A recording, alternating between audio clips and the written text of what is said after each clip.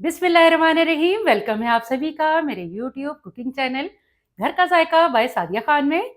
मैं हूँ cooking expert Sadia Khan और हमेशा ही आपके लिए लेकर आती हूँ बहुत ही मज़ेदार और आसान सी रेसिपीज। आज मैं आपके लिए लेकर आई हूँ मटन चटखारा की रेसिपी। मटन चटखारा की रेसिपी अगर आप जानना चाहते हैं तो आपको रहना पड़ेगा मेरे साथ वीडियो के एंड तक। तो आइए मटन चटखारा की मेकिंग स्टार्ट कर लेते हैं। सबसे पहले मैं आपको पहला स्टेप बताती हूँ कि पहले स्टेप में मैं क्या करूंगी मटन चटखारा बनाने के लिए। मटन चटखारा तैयार करने के लिए सबसे पहले मैंने एक पतीली को चूल्हे पर रख दिया है। फ्लेम को मैं ऑन कर लूंगी और फिर मैं पतीली में डाल लूंगी तकरीबन 3 कप के करीब पानी। बिस्मिल्लाहिर्रहमानिर्रहीम। पानी शामिल करने के बाद मैं शामिल करूंगी, मेरे पास है मटन, ये मिला जुला मटन है, कुछ रान का पार्ट है और कुछ पुट और चांप का। और अब ये सारा गोश्त मैं पतीली में डाल दूंगी।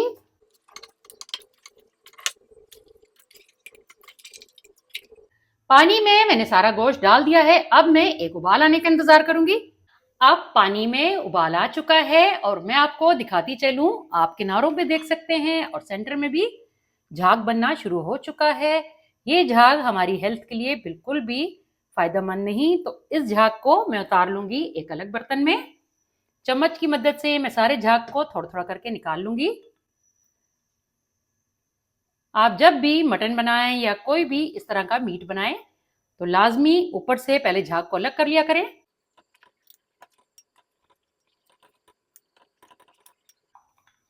अब मैंने सारा झाग उतार दिया है। अब मैं उबलते हुए गोश्त में शामिल करूंगी, मेरे पास है 6 से 7 साबुत हरी मिर्चें और 1.5 चाय का चम्मच है मेरे पास पिसा हुआ लहसुन और अदरक। इस पॉइंट पर मैं ये दोनों चीजें शामिल कर दूंगी और फिर चम्मच चला के मिक्स कर लूंगी अच्छी तरह से। और आंच को मैं बिल्कुल धीमा कर दूंगी। अब मैंने तमाम चीजों को बहुत अच्छी तरह से चम्मच की मदद से मिक्स कर लिया है। अब मैं ढक्कन से ढक दूंगी इस पतीली को और आंच को मैंने पहले ही बिल्कुल स्लो कर दिया था। और अब मैं 40 से 45 मिनट के लिए इस गोश्त को बिल्कुल धीमी आंच पर पकने के लिए रख दूंगी, यानी कि 95% तक मैंने इस गोश्त को गला लेना है। तो मिलते हैं आपसे गोश्त गल जाने के बाद। अब मैं मटन चटखारा में इस्तेमाल होने वाला एक मजेदार सा पेस्ट तैयार कर लूंगी। तो आइए तैयार कर लेते हैं पेस्ट तैयार करने के लिए सबसे पहले मैं कुछ चीजें शामिल करूंगी ग्राइंडर की कटोरी में। 2 खाने के चम्मच भर के लिए हैं मैंने खसखस के और 20 अदद बादाम लिए हैं और 8 अदद मैंने छोटी इलायची ली है। अब इन तमाम चीजों को मैं ग्राइंडर की कटोरी में डाल दूंगी और डाल लेने के बाद मैं इसे ढक्कन से कवर कर दूंगी और फिर मैं इसे ग्राइंड कर लूंगी।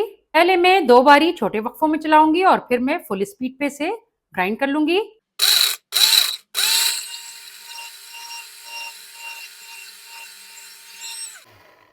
अब चेक कर लेते हैं कि चीजें किस हद तक ग्राइंड हो चुकी हैं। अब तमाम चीजें बेहतरीन सी पिस चुकी हैं और पाउडर फॉर्म में आ चुकी हैं। हाँ, मैंने इसका बनाना है पेस्ट। तो पेस्ट बनाने के लिए इस पॉइंट पर मैं शामिल कर दूंगी थोड़ा सा पानी और ढक्कन से कवर करके मैं कुछ देर के लिए फिर ग्राइंडर मशीन चला लूंगी।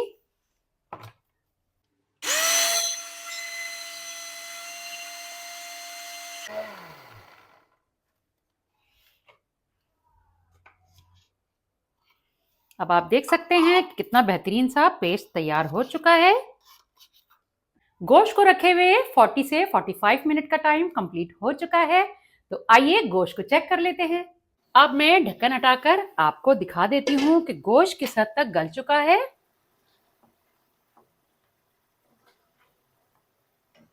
गर्म बहुत है तो इसलिए मैं फोक से ही तोड़ के दिखाऊंगी। आप देख सकते हैं कितनी आसानी से फोक इसमें चला गया है। गरम इतना है कि मेरा हाथ नहीं लग रहा।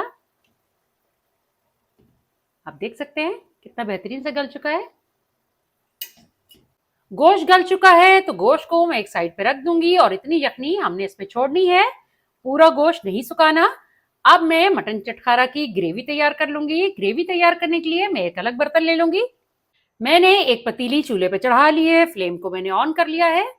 अब मैं डाल दूंगी कुकिंग ऑयल। मैं तकरीबन 1/3 कप कुकिंग ऑयल डालूंगी। और कुकिंग ऑयल जब गर्म हो जाएगा तो मैं डाल दूंगी कुछ साबुत खड़े मसाले, जिसमें है दालचीनी के 2 टुकड़े, 5 से 6 लौंग और 10 से 12 अदद मेरे पास है साबुत काली मिर्च। ऑयल गर्म हो चुका है तो अब मैं खड़े मसाले शामिल कर दूंगी और तकरीबन आधा मिनट के लिए मैं इन खड़े मसालों को चम्मच चलाते हुए पका लूंगी, ताकि ऑयल में इनकी बेहतरीन सी खुशबू आ सके। मसालों को कड़कड़ा लेने के बाद अब मैं शामिल करूंगी, मेरे पास हैं 2 बड़े साइज के प्याज, जिन्हें मैंने फाइन चॉप कर लिया है। अब मैं शामिल कर दूंगी गरम तेल में और चम्मच चला लूंगी और प्याज को मैं उतनी देर फ्राई कर लूंगी जब तक के प्याज गोल्डन ना हो जाए। जितनी देर प्याज गोल्डन हो रहा है उतनी देर में आपको ड्राई स्पाइसेस के बारे में बताती चलूं, जो मैं प्याज गोल्डन होने के फौरन बाद शामिल कर दूंगी। मेरे पास है 2 चाय के चम्मच सूखा धनिया पाउडर, 1 चाय का चम्मच जीरा पाउडर, 1 चाय का चम्मच काली मिर्च का पाउडर, 1 चाय का चम्मच हल्दी पाउडर, 2 चाय के चम्मच सुर्ख मिर्च का पाउडर और 1.5 चाय का चम्मच नमक। अब आप देख सकते हैं कि प्याज का कलर लाइट गोल्डन होना शुरू हो चुका है। इससे पहले कि इसका कलर ज्यादा गोल्डन हो जाए तो मैं डाल दूंगी ड्राई स्पाइसेस, जो मैंने आपको वीडियो के दरमियान में बताए थे। और आधे मिनट के लिए मैं प्याज के साथ इन मसालों को भून लूंगी।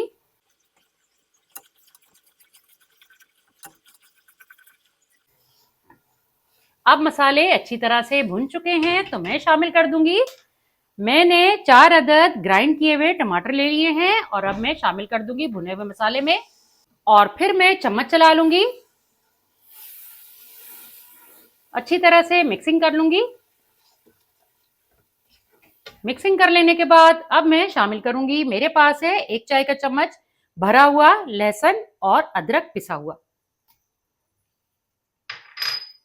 और एक बार फिर से मैं चम्मच चला के तमाम चीजों को अच्छी तरह से मिक्स कर लूंगी और फिर मैं शामिल करूंगी जो पेस्ट मैंने तैयार किया था।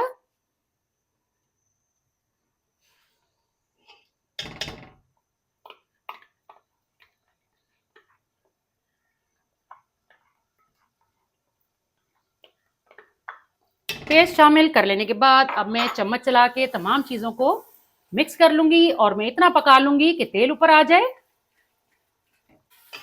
अब मसाले को मैंने अच्छी तरह से भून लिया है, आप देख सकते हैं कि ऑयल ऊपर आना शुरू हो चुका है। इस पॉइंट पर मैं शामिल कर दूंगी जो गोश्त मैंने उबाल के एक साइड पर रखा था।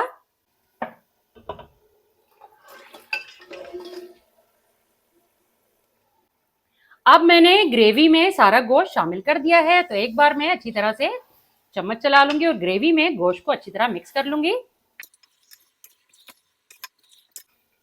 अब गोश्त को मैंने ग्रेवी में अच्छी तरह से मिक्स कर लिया है तो इस पॉइंट पर मैं शामिल कर दूंगी, मेरे पास है फाइन चॉप किया हुआ हरा धनिया, कुछ मैं इस पॉइंट पर शामिल करूंगी और बाकी का मैं गार्निश में डालूंगी।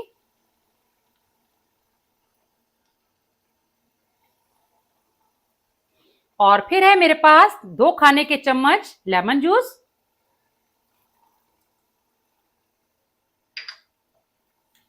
हल्का सा चम्मच चला लूंगी। चम्मच चला लेने के बाद अब मैं ढक्कन ढककर तेज आंच पर इसे पकने दूंगी जब तक के तेल ऊपर ना आ जाए।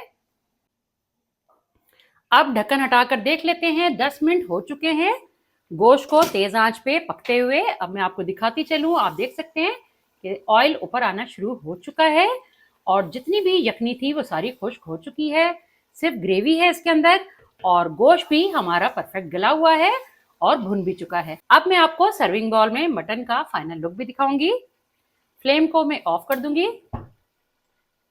बिस्मिल्लाहिर्रहमानिर्रहीम।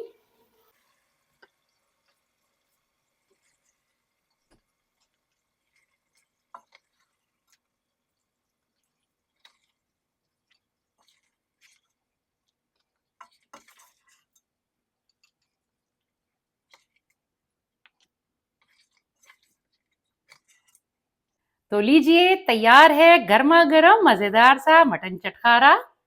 मटन चटखारा को मैंने सर्विंग बाउल में डाल लिया है और ऊपर से कर लूंगी थोड़ी सी गार्निश।